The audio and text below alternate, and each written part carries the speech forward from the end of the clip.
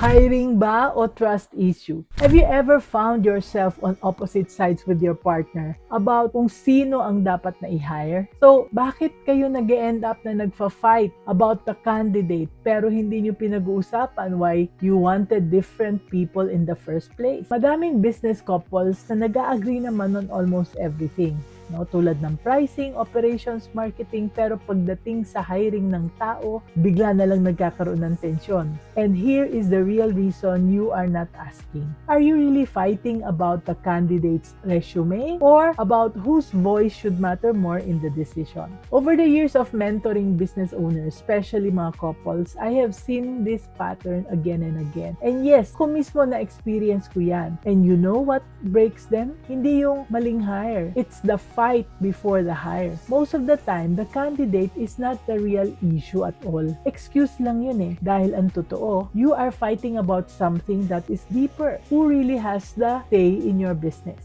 Kaninong judgment ang masusunod and sino ba talaga ang boss? Hiring disagreement is just the surface. Underneath, merong trust issue that you are not addressing. And if you keep ignoring it, every hire will become a fight. Every decision will become a debate. Every move will need approval. Kaya ano tuloy ang ending? Both of you are stuck. So let's break down the 5 truths about hiring disagreements that most couples will not admit. Dahil sa bawat desisyon sa negosyo, relasyon pa rin ninyo ang nakasalalay. First, sino ang may final say? If you are struggling as a couple with this, maybe you can relate to this story. May isang couple na kilala ko, let's just call them Manny and Lisa. Now, meron silang longganisa and tocino business at ang kanilang negosyo has been running for 7 years with 15 employees and it is doing well naman. Kaya nga lang, every time na kailangan na nilang mag-hire, they fight. Then there came a time when Manny wanted to hire a production supervisor at dalawa ang finalist. May dalawang candidate. Si Ruel, 20 years factory experience, mature, steady,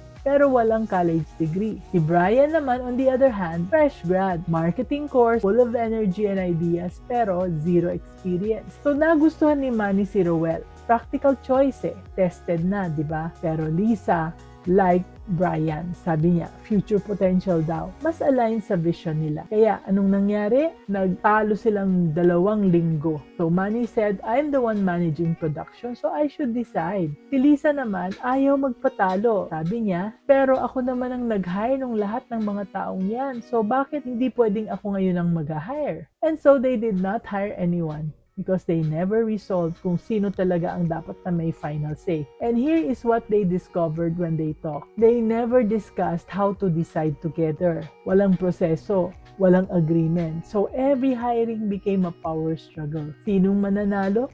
Sinong tama? Sino ang masusunod? Naku anak, ito ang lesson. The disagreement is not about the candidate's qualification. It is about decision-making authority. Kaya pag hindi kayo nag-agree on who decides what, every hire will become a battlefield. Pangalawa, takot ka ba na makapasok ang maling tao? Let me tell you about Vanessa and Aaron. They run a laundry shop. 6 years na, 9 employees, and it's doing okay. Everything was smooth until they needed to hire someone for the front desk. May nag-apply. Let's just call her Jessa. She was such a nice lady. Polite, with a retail experience. So, Vanessa liked her right away. And gustong-gusto na siyang i-hire. Pero yung husband niya, nako, si Aaron, hesitant. Sabi niya, I don't think she's the right one for the job. Bakit? Tanong ni Vanessa. Di ko alam. Pero nasisense ko lang na merong kulang. Napaka-frustrated ni Vanessa. Hindi mo nga ma-explain kung bakit ayaw mo sa kanya. Tapos, ibito mo agad. Hindi naman fair yan. So, they fought about it and in the end, Vanessa hired Jessa anyway, hoping that she would prove Aaron wrong. So, after 2 months, Vanessa saw that Jessa walked out. As it turned out, may attitude problem pala siya. Hindi niya alam kung paano pagsunod ng instructions and she even caused drama with the whole team. Mahirap yan, di ba? Lahat ng worries ni Aaron nagkatotoo. And sabi ni Aaron, hindi niya sinabing I told you so. Pero naramdaman to ni Vanessa. And from that point on, every time Vanessa suggested a candidate, Aaron would doubt her. Maybe this is another Jessa, sabi niya. Tapos si Vanessa naman, of course, na-hurt siya. And naging defensive siya kaagad. Sabi niya, kung ganun pala, you will never trust my judgment again. At dyan, lumawak ang gap between the two of them. So anak, eto ang lesson. Isang bad hire can create a permanent doubt between partners. Kapag hindi nyo pinag-usapan yung fear na magkamali ulit, it will poison every future hiring decision. Kasi hindi na tungkol sa candidate it's about trust na. Kaya think about it. Pangatlo, sino ba ang nag-i-invest ng oras sa negosyo? Alam mo yung feeling na parang ikaw ang gumagawa ng lahat. And that's exactly what happened to Mark and Angel. A couple I mentored who owned a motorcycle helmet and accessories business. Si Mark was full-time sa business, handling inventory, training staff, managing the store every single day. Si Angel naman, siya yung nag-handle ng finances tsaka ng marketing. Pero part-time lang kasi may isa pa siyang business. So 2 times a week lang siya pumapasok to check the books and approve the expenses. When they needed a store manager, gusto ni Mark si Louie. Kasi good vibes, alam ang customers, proven sa sales. Si Angel naman wanted Karen dahil organized daw, systematic at saka data-driven. So, si Mark nakipag-argue sa kanya, sabi araw-araw akong nandito. I'm with the staff. I know better kung sino ang fit. Patatalo ba naman si Mrs.? So, si Angel, she countered. Sabi niya, pero ako ang nagbabayad ng bills. So, dapat may say din ako, di ba? And so, they hired Karen. Mark's choice was completely ignored. So, dumaan ang maraming months. And si Karen was fine, efficient niya, pero hindi siya nag-connect with the team the way Mark knew they needed. So, little by little, Mark started feeling like an employee na lang in his own business. Meanwhile, Angel felt like Mark was just being emotional and resistant to professionalism. So, nag-grow yung tension between the two of them. They stopped talking properly about decisions. And bawat hiring conversation, naging battlefield na. Kaya anak, here's what we learned from their story. The one working more hours will feel more hurt when ignored. If you don't see who is doing the work every day, hiring will always cause fight. Now, this is not about being right. It's about respecting each other's roles. Pang-apat, meron bang hidden na insecurity? If this sounds familiar, maybe you see yourself in the shoes of this couple. Let me tell you about Hannah and Patrick, who run an online retail business na doing okay naman. Hannah handled customer service and logistics. Si Patrick naman, he handled marketing and product sourcing. Nung nangailangan sila ng marketing assistant, Patrick wanted to hire someone creative.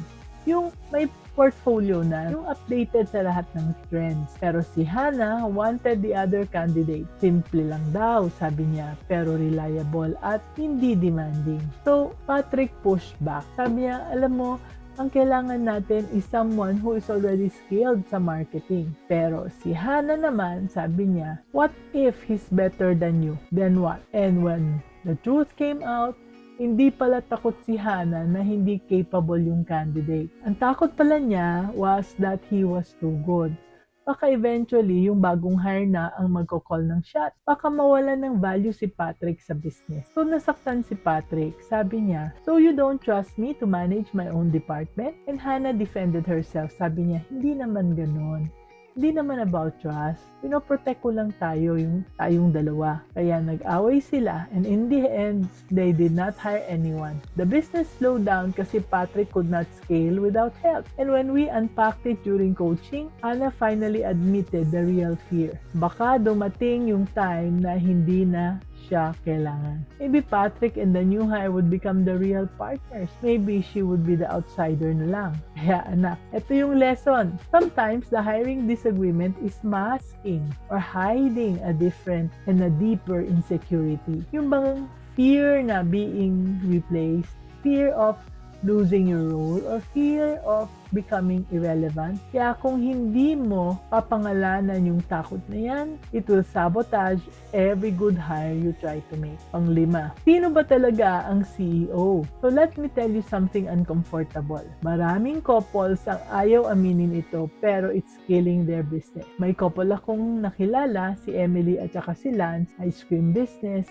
6 years running, 12 employees, growing well. Pero eto yung problema, walang clear roles. Both are co-owners, both have a say in everything. Sounds fair, right? So let's find out. They needed a production head and Emily wanted someone experienced, steady, matagal na sa food industry. Gusto naman ni Lance was someone young, energetic, passionate about innovation. So nag-insist si Emily, sabi niya, kailangan natin ng stability to protect what we built. Lance then said, we need growth also or we will die. So it really got ugly dahil si Emily said, I set up the production system so I should decide. Si Lance naman fired back, sabi niya, I invested more capital. So final say is dapat nasa akin, di ba? So na-stuck sila at wala nang gumalaw. So weeks turned into months and the hiring froze completely. Nagsuffer ang operations, yung staff moral nag-drop kasi walang leadership direction. Ang totoong issue, walang CEO, walang final decision maker. They thought being equal meant having equal say in everything. Kaya, pakinggan to ng mabuti anak. Equality does not mean veto power, ha? It means clarity of roles. So when they finally sat down and agreed, Emily owns operations. Lance owns expansion. Everything changed. They hired the experienced guy for production stability. And then they later brought in a young innovator for R&D. So both got what they wanted kasi they stopped fighting over authority and they started dividing responsibility. So anak, eto yung hard truth. If you don't define who is the CEO or at least who decides what, every hire will become a battle and you can't build a business on endless power struggles. So I'm sure you don't want that, right? Kaya anak, let me ask you again, why do you want different candidates? Is it really the candidate? Or is it something deeper? Tulad ng trust, fear, insecurity, power, and control. Because the hiring disagreement, yan ay symptom lang yan. The real disease is unresolved partnership issues sa ilalim. So if you keep fighting about candidates without fixing the partnership, you will never hire well. You will stay stuck. Your business will plateau. Your relationship will suffer. But if you fix the relationship first, yung partnership ninyo, kung pag-uusapan ninyo ang trust, the roles, the fears, hiring someone now becomes easy. Because you no longer fight each other. You're fighting for the business together. So yan ang shift, anak ha, from power struggle to partnership. From sinong tama to ano ang tama para sa negosyo.